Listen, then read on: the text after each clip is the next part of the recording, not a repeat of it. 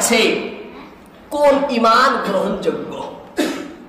আমরা সবাই ঈমান আনছি, পরিপূর্ণ ঈমান আনছি, আল্লাহ গ্রহণ করলেন না, আল্লাহ পছন্দ করলেন না, আল্লাহ সেই ঈমান আমাদের নিলেন না।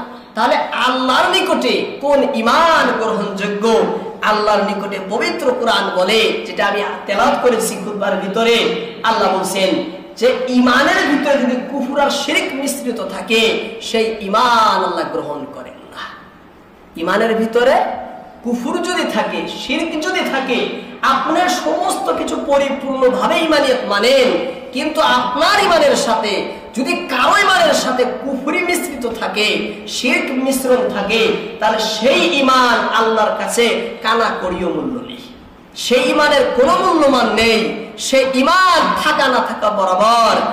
কাফের যে মানে না, তার যেটা হাসর হবে, মাইনাও তার সেই একই হাসর হবে, মাইনাও তার একই হাসর হবে। কারণ ঈমানের সাথে কুফর আর শিরকের মিশ্রণ হয় না। কেন মিশ্রণ হয় না? আসলে সে ঈমানই আনেনি। কুফর শিরক মিশ্রণ করার অর্থ হলো সে ঈমানই আনেনি।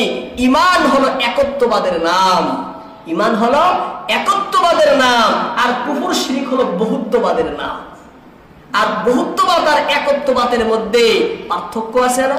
হ্যাঁ, একত্ববাদ হইলে বহুত্ববাদ হতে পারে না, বহুত্ববাদ হলে একত্ববাদ হতে পারে না। সেই জন্য ঈমানের ভিতরে কুফর শিরক মিশ্রণ আল্লাহ গ্রহণ করেন না। এই ঈমান আল্লাহর কাছে কানা করিও মূল্য নেই। এই জন্য ঈমানের ভিতরে পূর্ণতা আনার জন্য, পরিপূর্ণভাবে ঈমান বোঝার জন্য কুফর আর শিরককে আমাদেরকে বুঝতে হবে।